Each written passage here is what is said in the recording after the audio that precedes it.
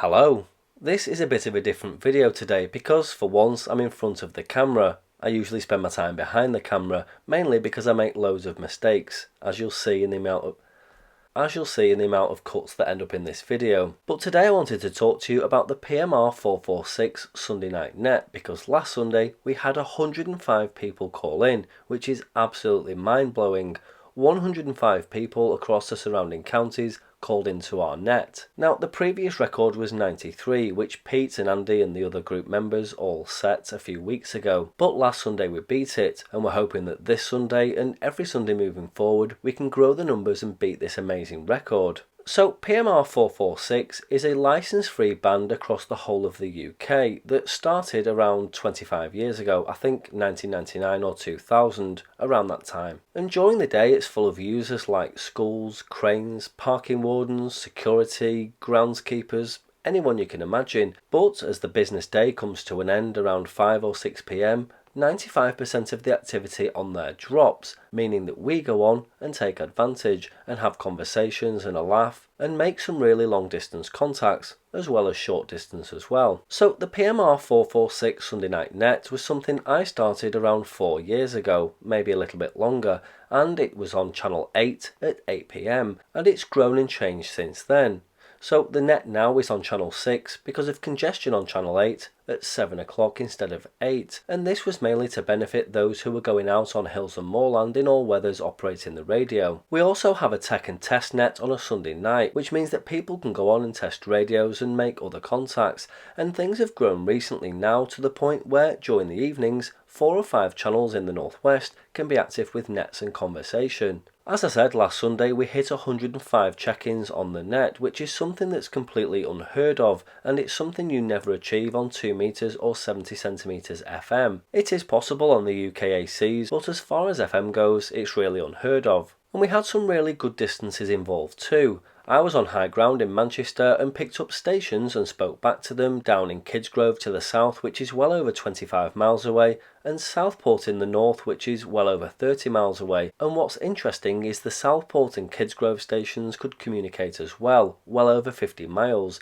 and it just shows that if you have the right position, you can really get some crazy distances in. Of those 105 users, we had people from Staffordshire, Shropshire, Cheshire, Greater Manchester, Merseyside and Lancashire. And what was really amazing is the amount of newcomers involved. We had kids and young people on with the parents, and we had a really diverse bunch of people break into the net from all over the place. Some were licensed amateurs like myself, others were just radio enthusiasts that have been on the air for years, and some people were completely new and picking up the radio for the first time, and it was really good to speak to all these people. Now, of course, you may be thinking, well, you didn't hear all 105 stations, and that's right. I probably only picked up 90% of them from my elevated position, but what we have on the net are relays, so we have relay stations all across the surrounding counties which bring stations in. Now, you may be thinking, well, what's the point in that? And there's a really valid point, because what this does is bring in weak stations to the net to make them feel included,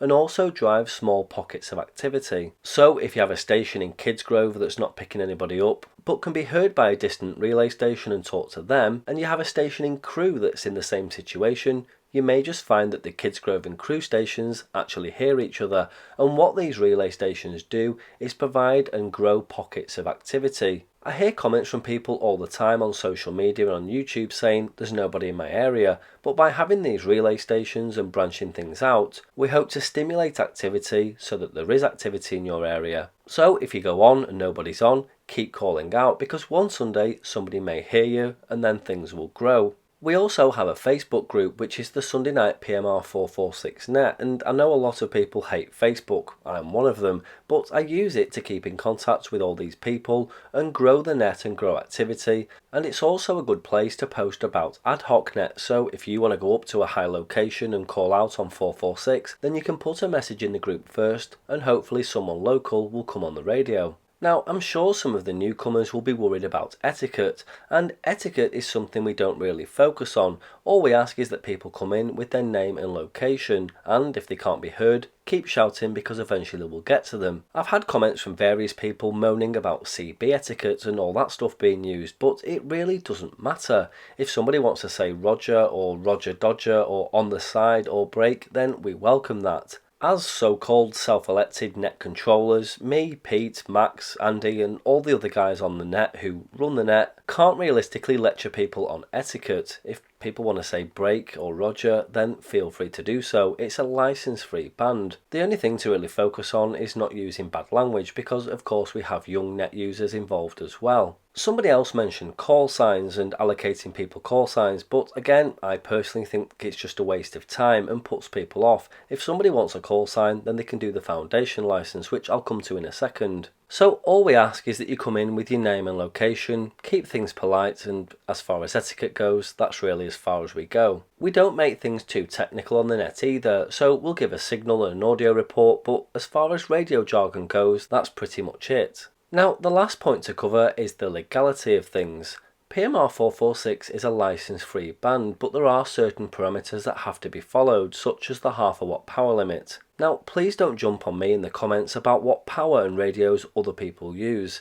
I have a car and I'll be driving it later, but you wouldn't comment telling me about other speeders and other road users. I've covered the legalities of PMR 446 in detail in other videos which I'll link below along with some other sources, but the legal limit is half a watt and there are certain equipment restrictions too which you can find below, and I'm not going to go into too much detail here because this video is getting quite long. But with 446, like any other band, it's always a good idea to follow the rules and stick to how things should be done. That's all I'll say on the matter. So the next Sunday Night Net is this Sunday at 7 PM on Channel 6, and I can't remember the frequency of this, so I'll put it on the screen below. I hope to hear you on the net, I hope you join in, and if you can't hear anybody, keep calling, because eventually somebody will come back to you. And if you feel mic shy or unconfident, then please call in, because we don't have a load of technical jargon on there and we don't talk radio. We'll just acknowledge you, add you to the log, and it's a great way of keeping in touch and making new contacts. And hopefully this Sunday will beat our record of 105. So share this video, share the word on 446, join the Facebook group and put posts out on social media to drive activity in your area,